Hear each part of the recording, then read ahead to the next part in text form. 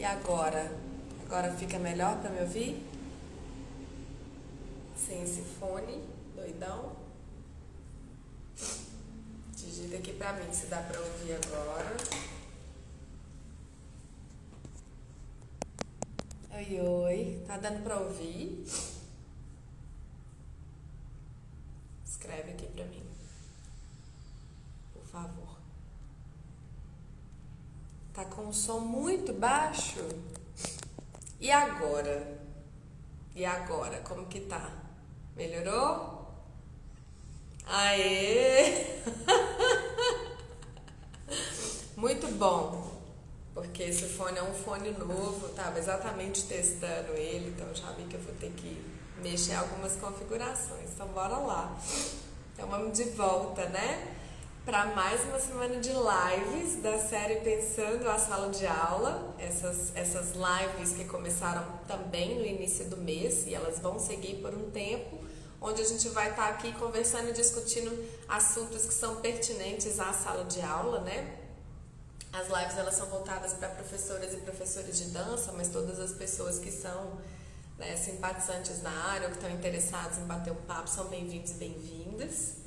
E aí, para a live de hoje, a gente vai conversar sobre os tipos de aula de dança. E aí, quais são os tipos de aula de dança? São as aulas estruturadas, as aulas semi-estruturadas e as aulas improvisadas. Sobre as aulas estruturadas e semi-estruturadas, já tem live aqui, as lives ficaram gravadas, onde eu vou discorrer um pouco sobre cada um desses tipos de aula, né? O que eu estou chamando de aula estruturada, o que eu estou chamando de aula semi-estruturada. E aí a gente vai hoje conversar um pouquinho a respeito de principalmente esses dois tipos de aula com uma convidada, que é a professora Paola Bebiano, que daqui a pouquinho eu já vou chamar ela. Mas aí eu queria dar essa primeira contextualizada, né? Eu vou fazer um passado rápido, um passadão para quem dá aula da área da dança, né? Vai entender esse conceito, esse termo. Eu vou fazer um passadão aqui por aula estruturada e por aula semi-estruturada. Então, as aulas estruturadas, eu tô chamando aquelas aulas que são roteirizadas, que do começo ao fim, né, ou seja, desde o alongamento do aquecimento até o relaxamento da sua aula, você tem uma estrutura e um roteiro de exatamente tudo que você quer desenvolver com os seus alunos, com as suas alunas. Então, você vai desenhar a sua aula e você vai cumprir esse cronograma. Seja para você trabalhar com a sua própria experiência, seja para você trabalhar com a sua própria pesquisa, né? Você quer testar um programa, por exemplo, com os seus alunos, com as suas alunas, a aula estruturada, ela vai servir muito para isso. Então, você segue exatamente o seu roteiro, o seu GPS, e aí, a partir disso, inclusive, você tem a possibilidade de fazer a avaliação de tudo aquilo que foi experimentado em sala de aula com mais facilidade, porque você sabe os pontos que você percorreu. Isso também ajuda muito, principalmente quando a gente trabalha com aulas regulares, né? Onde você tem um programa longo, né? Que via de regra vai ser calculado no calendário anual. Então a gente trabalha em média de janeiro a dezembro. Você tem esse ano todo, né, de calendário para poder desenvolver um trabalho com seus alunos. Então a aula estruturada, ela vai ajudar muito a pensar esse roteiro dessas aulas que vão ser desenvolvidas. Mas a gente tem também a possibilidade da aula semi-estruturada, que ela é parecida com a aula estruturada no sentido de que você também tem um roteiro, mas esse roteiro ele é mais ou menos dividido por blocos, né? Então você tem, por exemplo, o bloco do aquecimento e do aquecimento e do alongamento, você tem o bloco da parte técnica da sua aula e você tem o bloco da parte criativa da aula, digamos assim. Tudo isso a gente já falou nas outras lives, então se você não está entendendo muito bem o que eu estou falando, recomendo assistir as outras lives. E aí, a partir desses blocos, então, como você vai estar contextualizado no seu espaço, né? Onde que eu estou trabalhando, com qual instituição, quem é o meu público, qual é o estilo, a técnica, a modalidade de dança com a qual eu estou trabalhando e qual que é o objetivo da minha aula. A partir disso, esse contexto, ele te dá a possibilidade de desenhar a sua aula, seja estruturada ou semi-estruturada. Na semi-estruturada, você tem espaço para improvisar. Então você tem uma noção do que você quer fazer. Por exemplo, eu quero começar alongando no chão, quero começar dos alongamentos mais simples para os mais complexos. E aí você tem uma direção, um norteamento. A partir daquilo, a sua escuta, a escuta para com o espaço, para com os seus alunos, é que vai te ajudar a direcionar o conteúdo da aula. Então agora eu vou chamar a minha convidada, a minha querida Paola Bebiano, para a gente poder conversar um pouquinho, que eu quero ouvir da experiência dela também, como que esses tipos de aula estruturada e semi-estruturada funcionam, têm funcionado dentro do trabalho da Paola. Então deixa eu ver se eu acho ela aqui. Olá, Paola, tô chamando.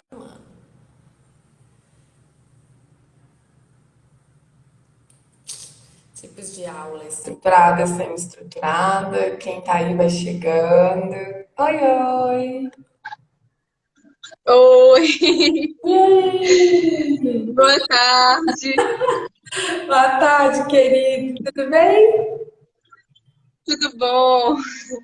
Maravilha. Obrigada, viu, por você ter aceitado o convite, ter participado, estar participando aqui com a gente do almoço, né? Pessoa que é mãe de criança, tá aí, ó, tá parando o almoço para poder trabalhar. Obrigada, viu? Obrigada a você pelo convite, Pri, fiquei muito feliz. A gente estrutura o almoço para poder estar na live agora. Eu fiz a mesma coisa, deixa o trem lá na cozinha meio pronto para a gente poder conversar e na volta só esquenta e come. Paulo, nós estamos conversando sobre essas coisas, né, cara? Tipos de aula, porque de um modo geral a gente vai dando aula, a gente sai fazendo as coisas que a gente vai aprendendo também muito como estudantes de dança, né?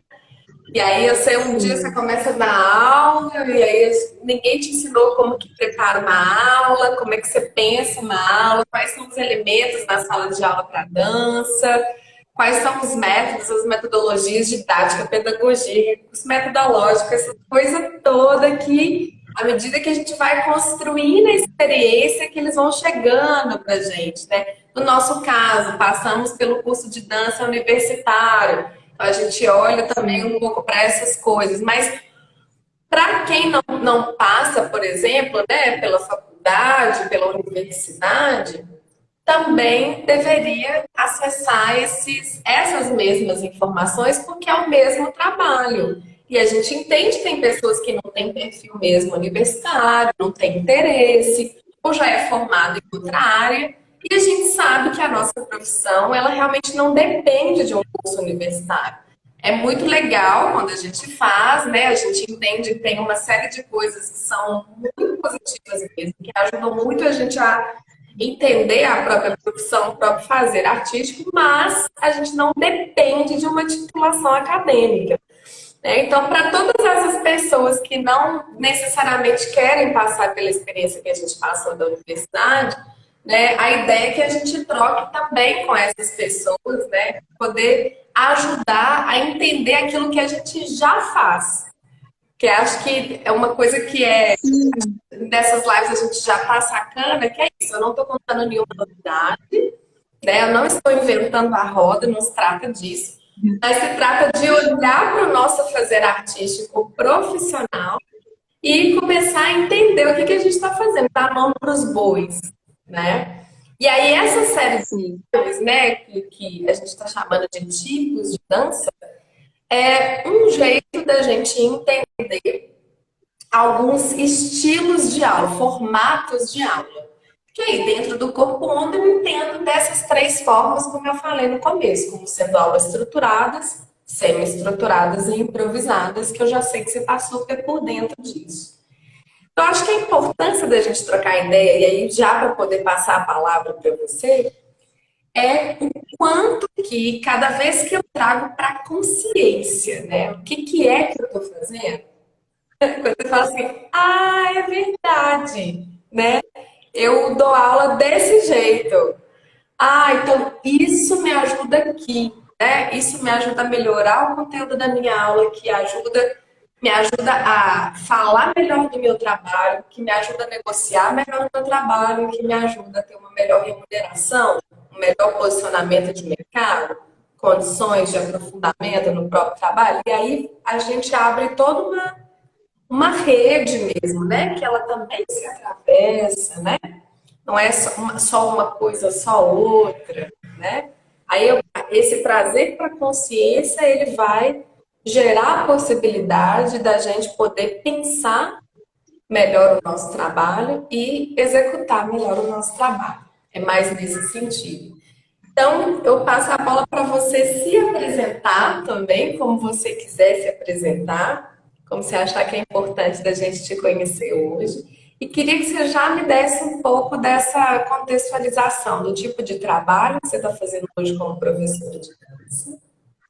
E aí, se dentro desses tipos de aula, né, que eu estou trazendo aqui para a conversa, se você entende que você já trabalha com esses tipos de aula ou não, ou se você se percebe trabalhando de outra maneira, para a gente ir entrando na conversa, por favor.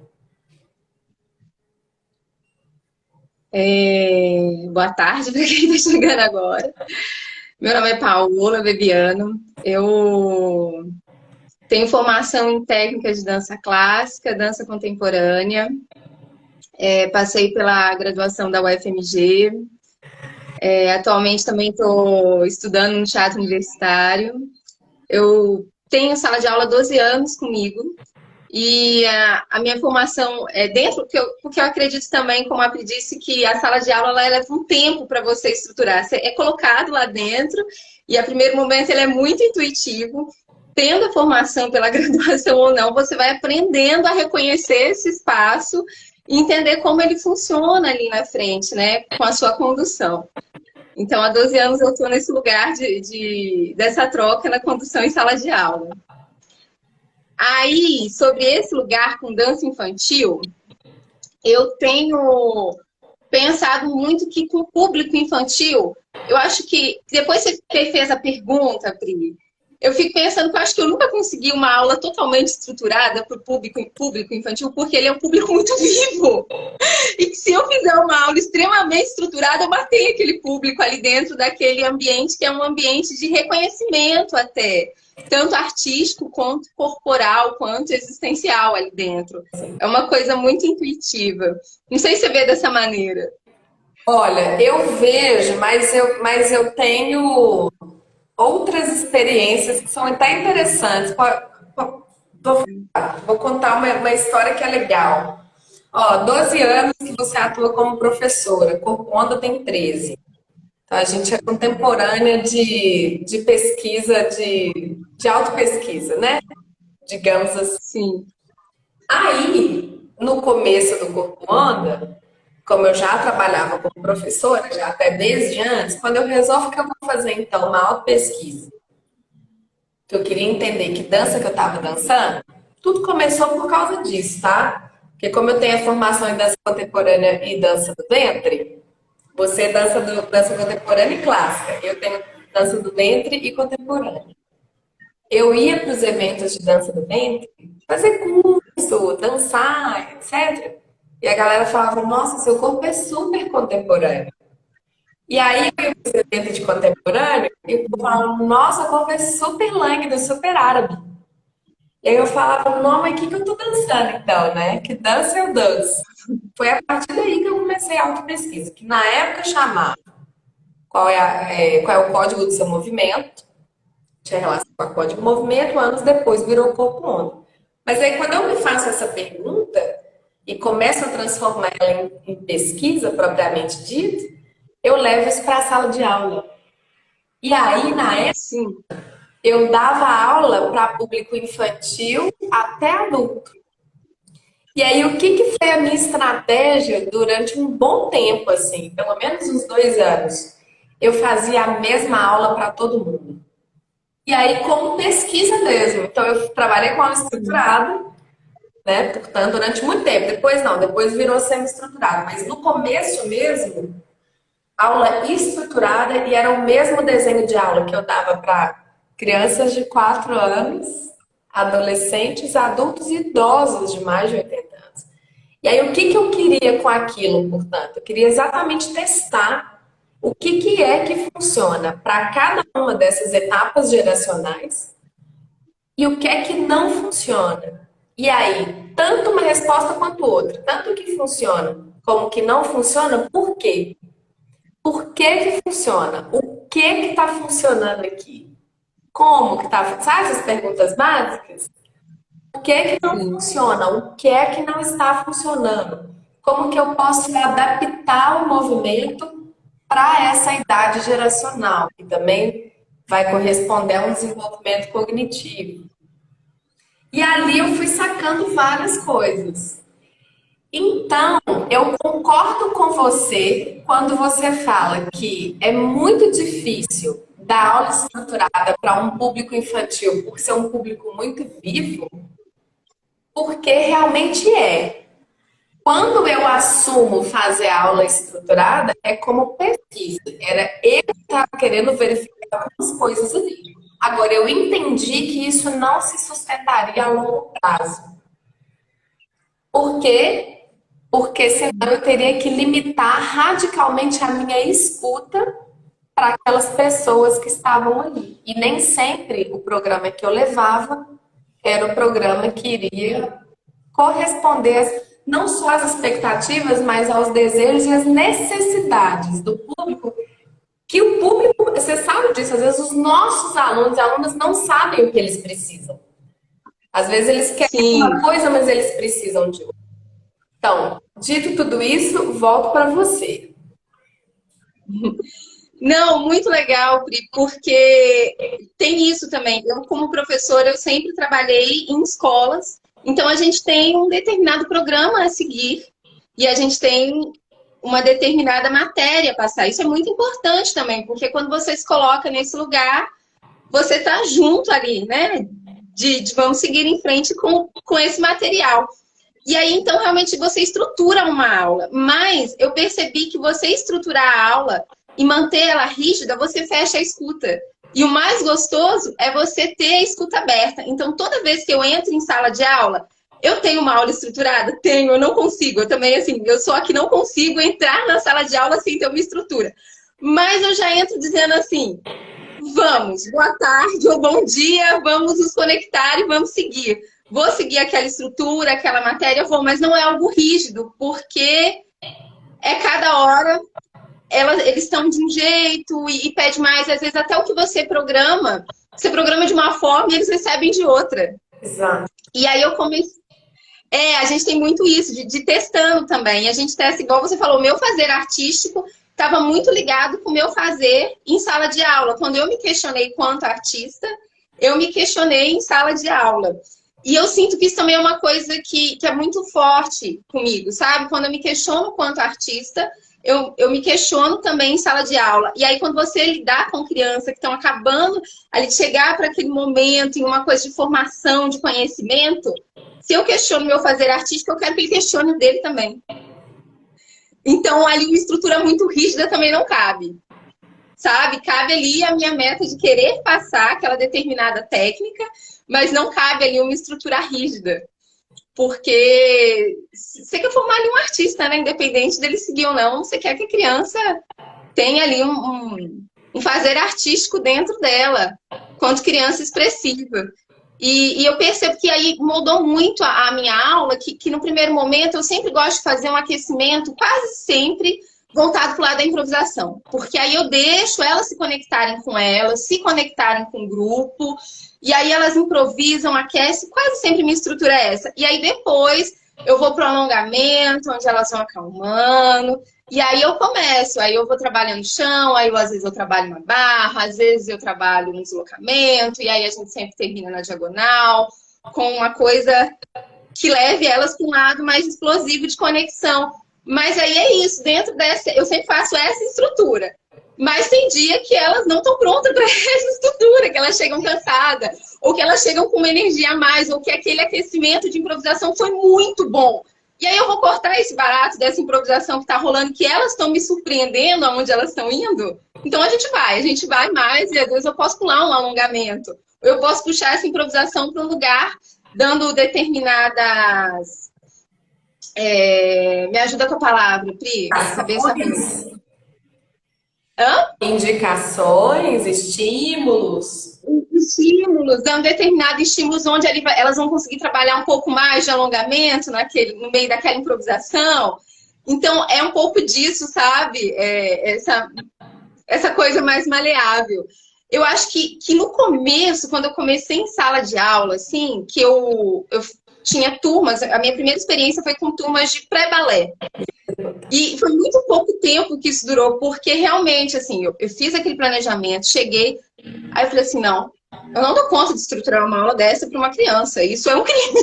Porque se eu fosse nesse lugar, de estar no lugar dessa criança, ou eu como artista, talvez eu acharia isso criminoso. Como eu fazer, sabe? Criminoso é um nome forte, né? Mas eu acho que você entende um pouco do que eu estou dizendo, assim.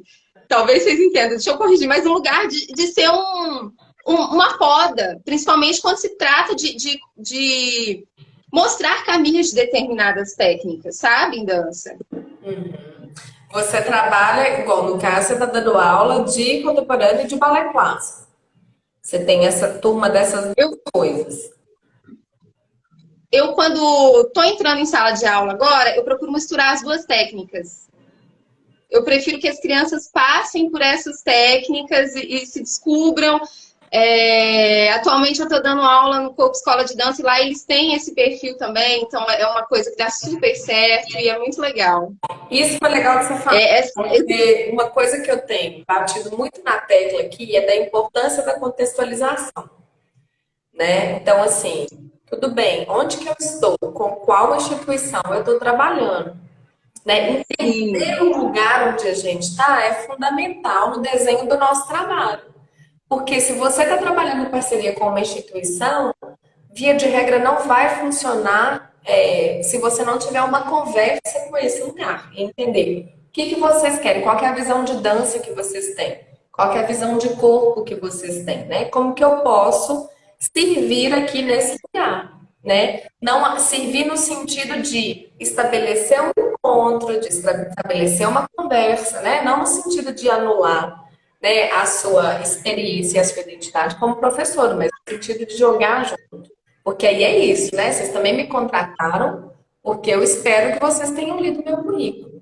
Então, ali vocês têm também uma contextualização do tipo de profissional que eu sou, sim, com o que me interessa trabalhar. Então, deu jogo, deu match, então vamos juntos, né? E o segundo momento de contextualização é exatamente do seu público, né? Então, você tem a contextualização geracional, qualquer idade, né? Os dados demográficos, qualquer idade, a gente pode pensar em gênero, né? Se é mais masculino, mais feminino. Hoje em dia a gente ainda tem fluido, não binário, né? A gente pode pensar, inclusive, em orientação sexual, sempre e quando esses detalhamentos eles forem importantes para o trabalho que a gente vai desenvolver. Em alguns lugares eles vão ser importantes, em outros não.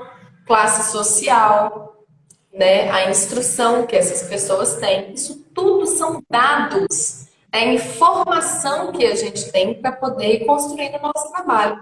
Porque não é só falar, eu dou aula de balé clássico, eu vou ensinar a fazer plié, relevé, tandi, pirueta e grand battement. sim, Não, né? Não é disso que a gente está falando, né? Isso pode ser uma possibilidade? Pode ser uma possibilidade. Mas não é dessa que a gente está falando, né? A gente está falando do processo de ensino e aprendizagem em dança como uma possibilidade de formação humana, além da artística. As duas acontecem. Não é só uma, sim. não é só a outra. E isso eu entendo da sua fala e também arrisco a dizer por te conhecer um pouco. Né? Então, acho que quando você traz essa contextualização, eu acho isso fundamental. Porque senão a gente começa a gente que eu digo assim, às vezes pode chegar alguém aqui na live que não é da nossa área, ou até que é da dança, mas não é da dança contemporânea, nem do balé clássico. E por ter outra vivência, às vezes a pessoa pode interpretar mal. Ah, então é assim? Só chegar lá e, né? Eu tenho batido muito nessa tecla da contextualização, da importância da gente entender o entorno, né? Onde que eu tô, o que que eu tô fazendo, com quem, para quê. E isso é que vai me ajudando a voltar lá no ponto de origem, né? Então, por que que eu considero importante trabalhar com uma aula semi-estruturada quando o público é infantil? E aí você fala, e as fichas vão caindo. Mais ou menos por aí Sim, tem que ser que você estava construindo a sua ideia. é por aí, Cris, você é ótima para falar das ideias. Mas é isso mesmo. Até porque, assim, hoje eu me encontro nesse lugar, mas realmente essa estrutura de aula que você tem, eu trabalho com essa técnica, não posso dizer por outras, mas eu acredito que outras também sigam essa estrutura. E tem isso mesmo, de você estar no lugar que condiz com o que você quer passar. Não adianta eu chegar agora numa escola clássica e dizer que eu quero essa proposta, porque não vai ser um lugar ali para mim, não vai ser um público também que eu acho que eu vou encontrar que vai condizer com o meu estilo de estar ali naquela condução em sala de aula. E tem isso muito do público e também como você recebe, quem você recebe, em que contexto que essas alunas estão, em que contexto que essa escola está. Isso tudo são fatores, assim, acho que na verdade eles entram antes de você começar uma estrutura de sala de aula. Sabe quando você vai fazer a listinha ali, pôr no seu caderno sobre a estrutura? Eu acho que esses são os primeiros itens para quem é, onde eu tô, como que vai fluir, quem são meus alunos. Eu acho que tudo isso é muito importante, muito, muito fundamental. Paulo, tem outra coisa também que eu reparo muito, que é na sua maneira de se comunicar verbalmente, né? Você é uma professora que escolhe as palavras que você usa. Então, o tempo inteiro você se referiu a uma professora que conduz a aula. Qual que é a diferença de ser uma professora que conduz a aula para uma professora que dá aula? Que é o mais... Entendeu a minha pergunta, minha pegadinha? Da gente falar entre a gente, nós estamos aqui os colegas de trabalho, os professores de... Ah, pode dar uma aula, né? Vou ali dar uma aula, vou ali fazer uma aula. Qual que é a diferença? Quando você fala, eu vou conduzir uma aula, ou a aula que eu estou conduzindo, né? O que que você quer? O que que você acha que é importante usar essa palavra? Eu acho que eu me sinto nesse lugar de condução porque eu tenho um estudo, né, para estar ali naquele lugar. Eu recebo pessoas que estão querendo a minha condução para determinar, para acessar determinados lugares, que eu acredito, como você disse, seja o humano e seja o técnico, o artístico. Então, na verdade, eu sou ali uma condução. E quando você conduz, não é uma... Eu não vou dar algo, eu tenho uma troca também. É aquilo que a gente fala de estar aberto em sala de aula. Tem uma troca, independente da idade, independente do público, ele tem que existir. Uma condução, ela não consegue existir se não tem uma troca. Isso eu acho que em qualquer lugar social que nós estejamos, assim, o lugar que não tem uma condução é uma coisa ditatorial, né? E aí, porque a condução é troca. Não sei se o nome foi pesado, fala, mas eu penso muito nesse lugar mesmo, assim, que é a condução. E eu acho que muitos professores não usam o termo, mas conduzem. eu também acho. Ó, uma coisa que eu tenho tratado de trocar, de mudar, é o tal do exercício. Eu entendi, eu aprendi que exercício vem de exército. A palavra exercício, ela deriva do exército. E aí eu falei, tudo bem, eu sei que eu sou uma professora da linha mais construtivista, né? Da linha mais freiriana, né? Flerto ali com Paulo Freire, com Virginia Castrup, da psicologia cognitiva. Estou indo nesse lugar que é um lugar muito parecido com o seu. Que é um lugar mais da democratização, da horizontalização dos espaços. Claro, também bato muito na tecla aqui, que em sala de aula, professor e professora é autoridade, sim. Autoridade no sentido de ser referência. Mas não é... E por isso que ele conduz. Mas não isso, ele é referência na condução, mas ele não é um patamar acima. Ele está ali na troca, eu conduzo, você está comigo. Mas é uma referência, sim. Senão não justifica nem a gente sair de casa para poder estar em contato com outras pessoas, né? Naquele tempo, assim, naquele assunto, né? Aquela pessoa que estudou não sei quantos anos para aquilo, ela é sim uma referência. Então, né, é importante também a gente entender isso, mas para trabalhar na perspectiva construtiva. Então, não faz sentido eu usar uma palavra que vem de um outro contexto. Para mim, né? Todo mundo vai Sim. entender se eu falar que é exercício, todo mundo vai entender, ninguém vai levar a mal, né? Ninguém vai escutar isso como sendo uma condução, uma orientação autoritária, né? Nós vamos fazer um exercício agora, não é uma imposição. Mas a origem da palavra, né, a epistemologia da palavra me indica que já não funciona mais para mim, dentro do perfil de professora que eu estou me construindo. Então, eu fui buscar outra palavra. Então, agora eu falo estímulo, agora eu falo indicação, orientação, proposição, né? E no fundo, nós estamos falando de exercício, se a gente volta para o contexto lá da sala de aula, né? Isso é uma coisa Sim, que a gente tem conversado muito. E dentro de estrutura de aula semi-estruturada, né? Ou seja, essas aulas que eu tenho um caminho, tenho um norte, mas eu abro a escuta para que também essa construção se faça enquanto a gente está ali em relação, fazendo, eu falo que é o gerúndio, né? É o fazendo, sendo, observando, ouvindo, avaliando, né? Pensar essa comunicação também nesse lugar me parece ser outro ponto importante para a gente, né? Porque, por exemplo, você está lidando com o público infantil. As palavras que a gente usa com o público infantil não são as mesmas que a gente usa com o público adulto. E eu queria entender um pouco como que você usa esse recurso da comunicação verbal com o seu alunado, que são crianças, dentro dessa perspectiva de semi-estruturada, né? Se você está lá num dia, por exemplo, que você prepara um tipo de aula e você chega lá, a galera está pronta para outra coisa, né? Em geral, como que você resolve isso? Nossa, primeiro essa coisa do exercício. É muito importante mesmo, porque o termo conduzir também não foi uma coisa que eu sempre usei. É uma coisa, é um termo que eu fui perceber tempos depois, sabe? Nossa, Então é muito importante mesmo. E tem a ver com essa nossa ligação, de quem que a gente é a identidade em sala de aula, né? Porque a partir do momento que você descobre, você não consegue levar aquilo em frente. E é uma opção mesmo também de não querer passar. Como você diz, eu tô com criança, como que agora eu vou virar eu, por exemplo, vou falar exercício? Eu também já vou, com certeza. E a às aula vezes já vai mesmo. achar outra coisa. Outra coisa, isso é muito importante, essa nossa troca é muito viva, até porque a dança, ela é um lugar de saber também, que ela é passado pra gente. As gerações também vão cada vez mais tendo uma outra compreensão de mundo, uma outra compreensão de troca, de verbalização. Então, eu acho que tudo isso também vai chegando, a gente vai trocando, é uma troca muito viva, né? Total. Isso é muito importante.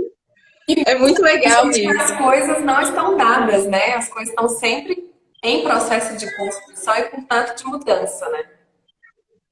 Sim, são necessárias, né? A gente tem que acompanhar, porque ainda mais criança, eles chegam com essa mudança. Eles são a mudança, na verdade. Então a gente tem que estar ali com eles e trabalhar para eles. E, e é muito engraçado, eu tô há tanto tempo com as crianças, que trabalhando com crianças, que foi a única faixa etária que eu nunca deixei de conduzir aula foi com infantil. Já tive público adulto, adolescente, mas o infantil foi sempre, nesses 12 anos, é uma linha contínua, assim, do trabalho. Só na pandemia que teve um certo distanciamento, né? Mas eu vejo que com eles, o que tem funcionado para mim há muitos anos em sala de aula é que eu tenho a condução e não a voz da autoridade. Então, quando eles chegam com uma proposta, eu falo, olha, eu pensei isso, aí eu verbalizo por que que eu pensei isso, o que que eu acho que eles estão precisando, eu jogo limpo com eles, sabe? E aí eu falo, isso, isso, isso, vamos fazer assim, vamos negociar, hoje a gente faz isso, amanhã faz aquilo, ou como vocês estão se sentindo. Então, hoje a gente vai por esse caminho, e na próxima aula a gente vai chegar nesse caminho, então. Eu percebo que com eles tem que ser uma troca de condução, mas muito verdadeira, tem que ter uma escuta, porque senão não funciona. sabe? Eu já trabalhei em lugares que me pediam assim, olha, eu quero que você seja rígida e mostre, você está aqui. E aí eu falei assim, aqui não é meu lugar, porque isso não vai dar certo. Eu acho que não funciona. Eu acho que, como você disse, pode ter lugares que trabalhem assim, mas eu não consigo trabalhar assim. Eles podem dizer para mim, ó, hoje você propôs isso, mas a gente está querendo fazer outra coisa. Eu falo, olha, hoje eu propus isso por esses motivos. Vamos então por aqui? Ah, então vamos combinar assim? Hoje eu vou por um lugar que é parecido, na aula que vem a gente termina isso, eu misturo com o que vocês querem. E eu acho que é esse caminho que a gente vai descobrindo, sabe, juntos ali, aquele lugar da sala de aula. Até porque eles passam a ter uma escuta muito maior, um respeito muito maior e uma autoralidade maior. Com turma pequena que eu já peguei para estar em festival de fim de ano, que é uma coisa que acontece sempre das escolas, é uma coisa cultural mesmo, já está intitulada, as escolas têm festival. Eu nunca consegui ser a professora que, por mais que minha turma tenha 3 anos, eu nunca fui a professora que quis estar na coxia, ou que quis estar na frente ali no palco. Eu gosto de dar autonomia. Então a gente vai fazer o que é possível, como que eu vou descobrir com vocês o que é possível. Vamos lá, é vocês, mostrem como que vocês estão. Na hora do ensaio, eu sou aquela que quando tem algum erro durante o processo coreográfico ali de ensaio, geralmente eu olho, eu falo, vocês sabem o que aconteceu? Elas sabem, eu vou e volto a música. Eu acho que é autonomia, isso traz autonomia, sabe? Isso é muito bom. Paola, eu tô adorando essa conversa, eu tô adorando saber disso, porque você já foi entrando no ponto que eu queria exatamente comentar, que é o tal do subestimar a inteligência de criança. Então, É piada, né? Elas estão risando da olha, gente. mas como colega de trabalho, você vai concordar comigo que isso acontece muito com o público infantil, né? E, O que eu estou chamando de sim, subestimar, só para já te devolver a palavra, o que eu estou chamando de subestimar o público infantil? É usar palavras, às vezes bobas, sabe? Às vezes lidar com a criança, estou falando de comunicação verbal, como se ela fosse uma criatura boba mesmo. Então você vai usar palavrinhas que são assim, e aí você vai usar um tom de voz que é não sei de qual jeito, e aí você vai falar tudo no diminutivo. Mas aprendi com a professora Raquel Pires que o excelente. diminutivo é uma das coisas mais lindas que a gente tem na nossa linguagem. Sempre e quando a gente usa isso com respeito de forma genuína, né? Eu falar para você que você é uma figura lindinha demais da conta, né? Quando eu falo isso com respeito, olha, até o meu tom de voz muda. Mas, Paola, lindinha, vamos fazer o plié? É difícil. E aí, o que traz disso? Mais do que a palavra que se utiliza, é de fato a crença que você tem naquilo. Então, se você entende que a criança realmente é um ser imaturo, não importa o tipo de linguagem que você use, que a intencionalidade das palavras vai chegar dessa forma. E aí, se a gente pensa, para além da comunicação, você pensa nos outros elementos da sala de aula, escolha de música, escolha de recursos adaptativos, sejam objetos, a própria construção dos exercícios. E nesse caso, né, dos festivais, como que você constrói uma coreografia? Isso tudo vai estar relacionado com a forma como você vê o seu público. Se você vê essas crianças como seres imaturos, você vai criar um ambiente de zero autonomia e, ao contrário, de codependência e de insegurança dessas crianças em relação a você. Agora, o contrário também acontece. Quando a gente olha para essas figuras como seres autônomos inteiros, naquela idade que eles estão, né? Naquela etapa geracional que eles estão, a gente tem condição de criar um ambiente seguro e confortável para eles, o suficiente para eles poderem desenvolver autonomia. E a autonomia é fundamental para toda e qualquer pessoa. Então, só para já voltar para você, eu lembrei de um caso de quando eu dei aula na Arena da Cultura, era iniciação infantil. Era uma turma, mas a turma era boa demais. Só crianças mesmo. Era de 4 a, não sei se 7 ou 8 anos. E era uma molecada e uma moçada, assim, era uma turma grande, que a gente trabalhava na Arena da Cultura. E aí, tudo bem. Então, você tinha de interesses divididos ali, né? Você tinha a criançada que queria pular da cambalhota e fazer estrela e aprender a dar mortal e aquela coisa de subir em árvore. E você tinha as crianças que queriam ser bailarinas, né? Dentro do imaginário delas, que ia ficar sentadinha, com a perninha de borboleta. Tinha uma energia mais calma, né? Uma energia mais yin. Quando chegou nesse momento, aí fui trabalhando com eles ao longo do ano. Quando chegou nesse momento da coreografia, né, de criar o trabalho de encerramento do ano, a minha estratégia foi de pedir para eles que criassem a coreografia. Então eu fiquei de diretora mesmo. Eu fui dando só orientações. E aí eu dividi eles de tal forma que em alguns momentos eles tinham que fazer uma coisa com todo mundo junto. E isso poderia ser coreografado ou não, no sentido de todo mundo fazer os mesmos movimentos ou não. Mas tinha que ter momentos de grupos, de duos e de solos. Dei a música para eles e deixei o pau quebrar durante alguns dias. E aí eu literalmente só coordenei isso. Eu falei, massa, isso vem primeiro, isso vem depois e acaba dessa forma, beleza? Ensaio, chega o dia da apresentação. Tinham várias pessoas da coordenação, da diretoria da Arena da Cultura assistindo, os pais, as mães das crianças, outros representantes e tal, família, os amigos, o povo do bairro. Solta a música e bota os meninos para dançar. Paula, você tinha que ver. Você tinha que ver. Foi lindo. Não, foi como é lindo o mundo. Eu tenho esse vídeo em algum lugar que eu ainda tenho que achar, ainda tenho Eu quero assistir. que esse vídeo existe. Agora eu quero esse vídeo.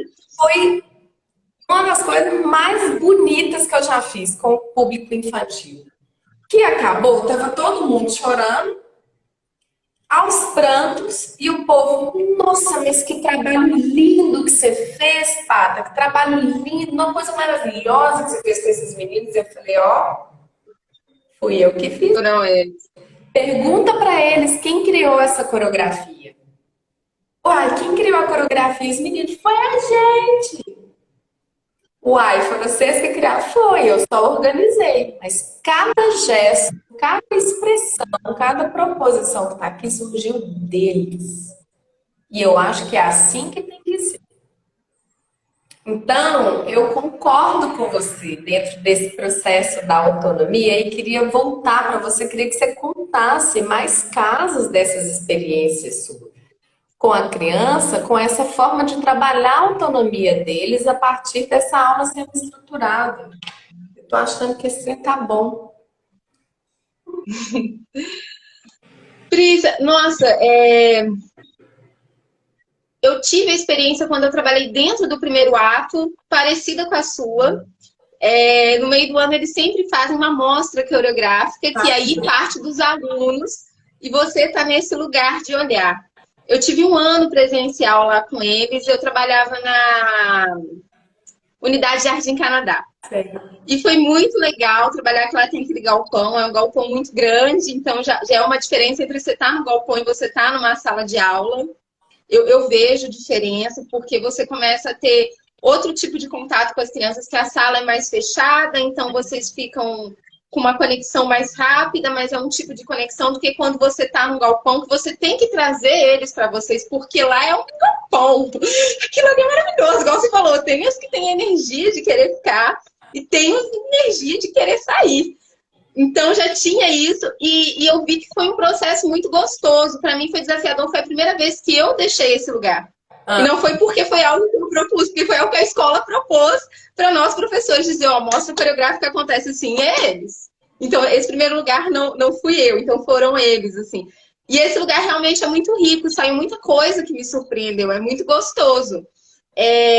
Às vezes, eu sinto que esse lugar, ele traz para eles um pertencimento muito grande da movimentação. E às vezes não é o que você esperava. Mas assim, como aquilo traz um pertencimento, aquilo fica muito melhor. melhor do que o que você esperava. Aquilo é surpreendente. É um lugar de você realmente se colocar na escuta. Porque eu sou uma pessoa ansiosa, muito ansiosa. Então, você tem que baixar a bola assim, ó.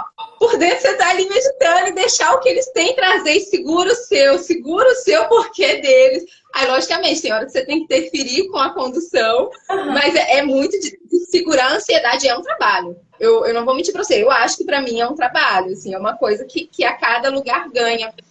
E aí isso me marcou tanto, que aí no próprio primeiro ato também teve uma turminha que eu fiz, que era uma turminha que fiz coreografia com elas, era de um tema chamado água.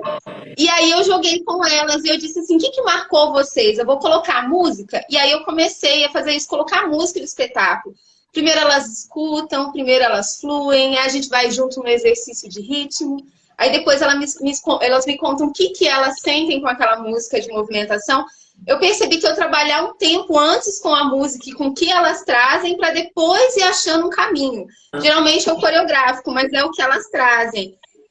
Eu usei também uma experiência que me marcou muito. Foi, eu acho que a última vez que eu tive possibilidade de estar com as crianças em cena, assim, no palco antes da pandemia, que tinha uma música instrumental que ela não tinha batida certa. Ela era, a contagem dela era em 7, era em 6, era em 5. E aí eu falei, nossa, e agora? O que eu vou fazer com isso? E com essas meninas? E aí foi muito legal que eu tive o espaço de trazer uma musicista. Ela trabalhou muito ritmo com a gente. Ótimo. O tema dessas meninas, elas eram matadores de mosquitos. E no final a gente fez uma coreografia onde elas fizeram vários caminhos de improvisação dentro do palco, com batidas de colher. E aí uma hora elas fizeram, eu fiz com elas uma história. A gente criava uma história, ó, essa hora o mosquito vai ali, vocês vão correr pegar o mosquito. Eu sentei com elas, eu fiz um planejamento como se eu fizesse mapas de dizer assim, ó, essa hora o mosquito corre por aqui, pega aqui, essa hora esse grupo.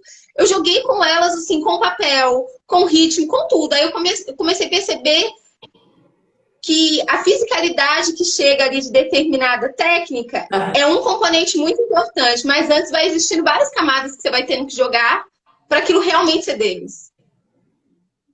Para aquilo, sabe? Lógico que eles colocaram muita coisa. Paola, você falou uma coisa que eu achei tão importante agora. Quando você fala, né, para aquilo ser deles. Que é só o arremate de tudo que você está contando, né, desde o começo. Um dos papéis, né, do professor, da professora de dança, é servir a arte da dança, né? Não sei se você concorda com isso. E servir significa sair de cena, né? No sentido, Sair de cena. você não é a pessoa mais importante da sala de aula nesse sentido, né? Ou seja, que é aquela velha história que a gente fala assim, uma boa dança é quando você não vê o bailarino, você vê só a dança. Né? Uma coisa é eu ficar assistindo e falando, é a Paola, é a Paola. Outra coisa é, mesmo eu sabendo que é a Paola, eu vejo a dança. Quando isso acontece, é onde eu entendo que a gente está em estado de servidão, né? Para algo que é maior e do qual eu sou um instrumento. Competente, sim, estudei para isso, estudo até hoje, também não é um dom que caiu do céu e que do nada, né? Soprou no meu ouvido. Não é disso que a gente está falando, né? Acho que precisa ter fé, sim, para trabalhar com dança, mas não é disso que a gente está falando, de milagre. Está falando de fé, não está falando de milagre. Quando você fala isso, me parece fundamental. Quem é mais importante no processo de ensino-aprendizagem de dança nesse contexto? Todo mundo ganha, mas se a gente puder, né, também localizar um pouco mais nesse sentido, o nosso alunado é mais importante. No sentido de que aquelas pessoas elas têm que sair diferente do que elas entraram. De preferência, que esse diferente seja para melhor. Mesmo que para chegar nesse para melhor, a pessoa tenha precisado passar por uma catarse de aula, que às vezes acontece, né? Às vezes o melhor é através de um processo catártico, né? Às vezes é através de uma pirueta que você faz e você sai do eixo e cai. É ali que você vai falar, opa, fiquei triste, fiquei arrasada, fiquei com vergonha, fui pra casa odiando a dança. Eu não sei se eu te perdi, porque pra mim tá parecendo que você tá carregando. Vou esperar um pouco. Eu acho que eu perdi Paula. Vou esperar só um pouquinho para ver se ela volta. Tomara que sim. Que a gente também já está caminhando para os 10 minutos finais da nossa conversa de hoje, que eu tô adorando, eu tô adorando. A Paola saiu, vou esperar ela voltar. Mas muito importante, assim. E aí eu vou falar uma coisa, eu acho que eu tô adorando exatamente porque a Paola é uma profissional que pensa muito parecido a mim, né? E trabalha de maneira muito parecida a mim. E é bom a gente ir encontrando os nossos pares, né? É muito importante também a gente ir achando a nossa turma, né? Por aí, né? Ei, Paola, voltou. Eu acho que, deixa eu ver aqui. Vai dar certo. Não sei se você ouviu. Ah, Voltei, voltei. você tava me ouvindo o tempo inteiro? Não, eu escutei, agora eu não vou lembrar onde foi, porque caiu, eu fiquei, deixa eu ver como que eu vou voltar aqui, entender esse mecanismo. Eu não fui muito da turma da live, essa é a segunda live que eu participo. Não, não tem Então, problema. É só para saber de onde que eu volto com você. Então, eu estava falando disso, que acho importante trazer esse lugar que você aponta, né? Que é o lugar de eu estou trabalhando para aquelas pessoas. É sim, importante isso. que elas saiam transformadas daqui. Eu vou sair também, com certeza, mas por outro viés, né? Nesse sentido, eu, como professora, estou a serviço da dança para fazer tudo que eu posso para transformar aquelas pessoas naqueles dias, daquele dia. E aí, quando eu uso essas palavras, né, para transformar, para não sei o quê, não é no sentido megalomaníaco da palavra. Não. Jeito nenhum, né? O Isso processo de existe também. não Essa, existe. O processo de isso é construção de utopia. autonomia, de identidade artística, ele é um tijolinho por dia, né? E ele é para sempre. Enquanto a gente tem contato com isso, tem coisa, tem tijolo para ser colocado, né? Mas nunca retirar. Acho que é nesse sentido que eu dizia. Sim, Volto para você. Pri, eu fiquei pensando tanto enquanto a gente conversava, vai vindo coisas, né? Só que é que eu penso muito.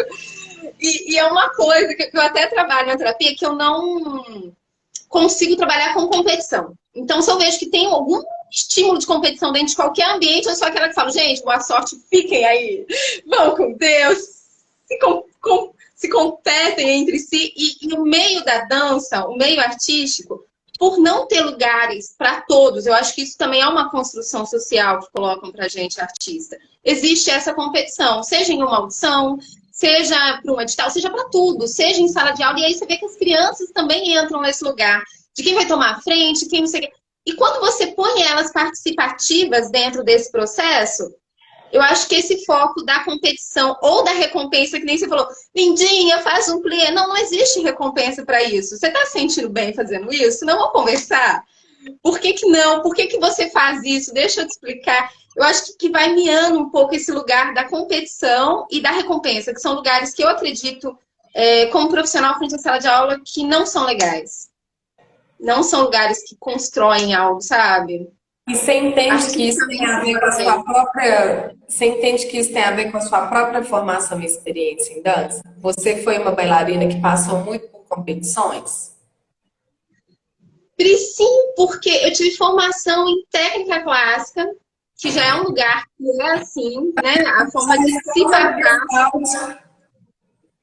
Assim, o lugar, esse lugar de formação de escolas, não posso dizer por todas, mas a gente sabe que a maioria de todos os lugares que a gente passa quando você está ali tentando um lugar quanto bailarinas, principalmente dos principais lugares que conseguem ter verba, ocupam pautas públicas que são para as pessoas que têm técnica clássica ou contemporânea ali de base. Então, existe esse lugar também. Então, esse lugar, eu acho isso antidemocrático, ele existe. Não adianta a gente fingir que não podemos dizer por todos, mas a gente sabe que existe em grande parte.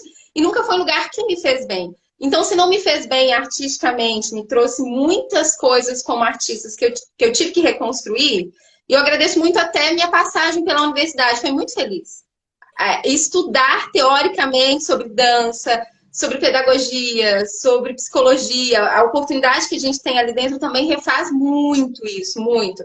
Não acho que só é através da universidade, como você mesmo disse, mas tá em outros lugares faz muito bem, porque até cursos que eu fiz livre, fora desse lugar, quando dizia que era para docência, ensinavam a gente a ter esses estímulos.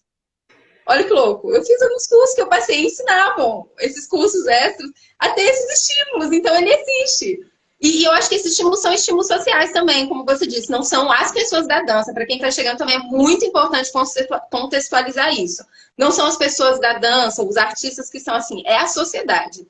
Então, qual que é o seu pensamento dentro dela e o que você tenta contribuir? Porque também é um exercício diário, né? Essa coisa que a gente estava falando. Essa é toda... o meu pensamento sobre sala de aula, mas eu também estou ali trabalhando. E eu tenho os meus dias de frustrações, é muito trabalho. Nós estamos aqui na luta. Principalmente no começo, você tá maluca quando você quer sair desse lugar, desse sistema. Você fala assim, nossa, que coisa forte, né? Paola, você sabe que eu não tive muitas experiências como bailarina competidora. Felizmente, eu tive essa sorte na vida. Das escolas onde eu estudei, né, os primeiros anos, porque, óbvio, né, eu comecei também com balé clássico, de balé clássico 1.400 anos, igual a maioria de nós. Mas aí, junto com o balé, eu já estudava contemporâneo, jazz, dança moderna norte-americana, então eu já fui migrando para outros lados. Ou por sorte da vida, ou sei lá por quê, né? As escolas onde eu estudei, principalmente nos primeiros anos, elas não se interessavam pelos festivais competitivos, pelo ambiente da dança competitiva, mas das mostras. Então, eu participei de todos os festivais, todos, pode falar aí. Araxá, aqueles de São Paulo, Joinville, Joinville, Enredo, CBB. Ai, na categoria de mostra. Então, eu competi, mesmo, que eu lembro 3 vezes na minha vida. Todas as 3 vezes foram com dança do ventre. E aí, o que eu sacava? Exatamente isso que você falou. Toda vez que a gente estava num contexto de competição, ou seja, a gente estava treinando, né, para competição, fazendo montagem e ensaio para a competição, o ambiente era o mais hostil possível.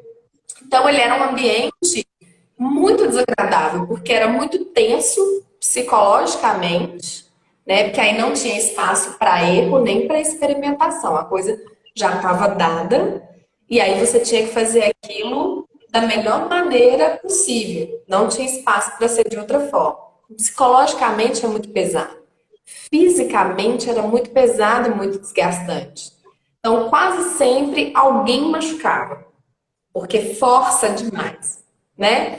E aí, como não bastasse isso, como esse ambiente da competição ele já está gerado, desde a hora que você entra na escola até a hora que você sai, começava a gerar competitividade entre os colegas de trabalho, mesmo que a gente estivesse, às vezes, numa coreografia de grupo. Então, nós ali, enquanto grupo, não éramos concorrentes uns dos outros, umas das outras, mas criava esse ambiente, criava esse problema, que aí eu vejo como um problema. Então, muito rápido eu entendi, eu falei, não dá. Primeiro porque a minha energia é uma energia explosiva, eu sou brava, minha essência é essa. Então, isso ativava muito rápido essa energia dentro de mim. Então, tudo eu queria brigar, tudo eu queria xingar, tudo eu queria resolver na base da violência e da agressão. E eu não gostava daquilo. Ao mesmo tempo que aquilo saía, quase que sem pensar, nesse sentido da reatividade, era uma coisa que, por mais natural e espontânea da minha personalidade, eu não gostava. Porque o que ficava de resultado daquilo era uma ressaca moral, era mais dor no corpo, eram vários problemas que eu tinha. Então, eu fui entendendo também, assim como você, que intuitivamente, no começo, eu fui me forjando uma professora que criava espaços ou que supria as lacunas que eu tive na minha formação como estudante, como bailarina. Então, a maioria das coisas que eu faço até hoje como professora tem a ver com tudo aquilo que eu não recebi como estudante. E não estou falando de culpa, né? Não estou falando que isso é Sim. um problema em si, né? Os meus professores e as minhas professoras também, eles fizeram sim tudo que eles podiam, né? Mas realmente os tempos são outros, né? A forma de entender corpo, de entender dança é outra, de entender gente é outra, agora do que era nos anos 80, nos anos 90. Então eu acho que interessa mais, eu vejo que na minha perspectiva a dança ganha mais quando a gente pensa em colaboração e menos em competição.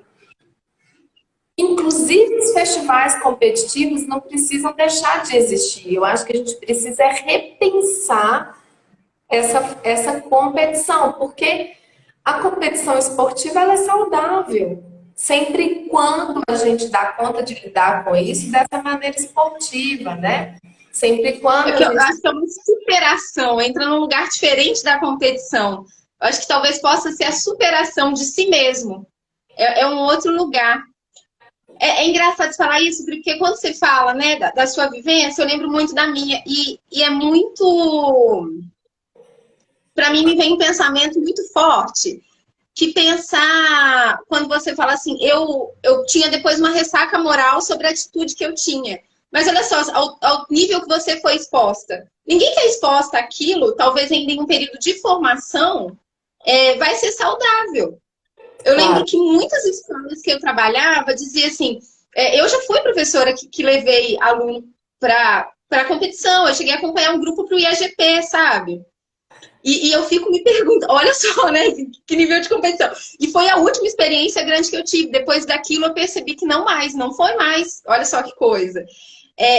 Porque eu vi que as meninas tinham uma determinada pressão, ainda mais alunas brasileiras, que não é cultural, que se tem aqui dentro do nosso país. É um outro lugar, só de você estar lá já é muito grandioso. Mas te falarem assim, olha, você vai competir, fica calma. Não, você não vai ficar calma. Como você disse, você vai dormir mal, você vai ter uma preparação, você vai ter, nem se for um olhar, ou você vai entrar pro lado da competição, ou você vai entrar no lugar de olhar o outro e já se sentir menos e se fechando, e cada vez mais duvidando de si. Eu acho que é difícil ter um equilíbrio. São raras as crianças que conseguem ter um equilíbrio. Você vai para um dos dois extremos mesmo, dependendo da personalidade. A gente tem essa personalidade na sociedade, né? A criança diz, vai ter o mais nervoso, vai ter o mais melancólico. Vai ser difícil mesmo encontrar esse caminho do meio quando se diz de entre numa competição com o outro. Por conta, eu acho que é disso, que são poucas vagas e entra nessa coisa de eu quero muito e elas começam a jogar entre si desde muito nova. Eu acho a mostra competitiva, eu acho a mostra coreográfica, já acho um lugar mais saudável. Você vai ali mostrar o seu trabalho, você vai ali mostrar seu lugar. A criança vai ali mostrar o que ela fez, ela não vai ali receber. Que ela é alguma coisa, né? Ela não vai receber um prêmio em dinheiro. Esses festivais menores que a gente vai de interior, então eu fico me perguntando quantas pessoas chegam a ensaiar muito e querer um prêmio em dinheiro. Isso eu não sei se eu gosto. Vou ser bem sincera com você. Porque eu acho que uma mostra é muito mais saudável, sabe? Talvez um prêmio de união, que não vai ser... Eu acho legal, vamos por a premiação, mas como que ela se dá? Talvez uma união do grupo que teve em cena? Talvez um prêmio por conexão? Entende? Não do desempenho. Como que se mede arte, Priscila? Eu fico me perguntando isso. Como... Vamos fazer uma live pra gente falar disso? Como se mede arte? Como se mede arte? Isso é muito conflitante. Assim. Eu acho. Existe. Vai, Desculpa. não, vai. Não, eu só ia terminar porque muito que eu escutava também quando levavam essas crianças nas escolas que eu trabalhava para estarem em cena é a oportunidade de pisar no palco e amadurece, é muito gostosa. Eu amava quando criança, mas eu acho que os fins não justificam os meios. Eu concordo. Precisamos se travar em outros locais, sabe? Cara, olha só, a gente já passou 6 minutos da nossa conversa. Então, como eu sei que você é mãe de criança, dona de casa, Sim. de respeito, uma pessoa de respeito, que tem seus afazeres, eu vou te liberar por hoje. Eu vou te liberar por hoje. Eu Verá vou nada, querer sim, agora.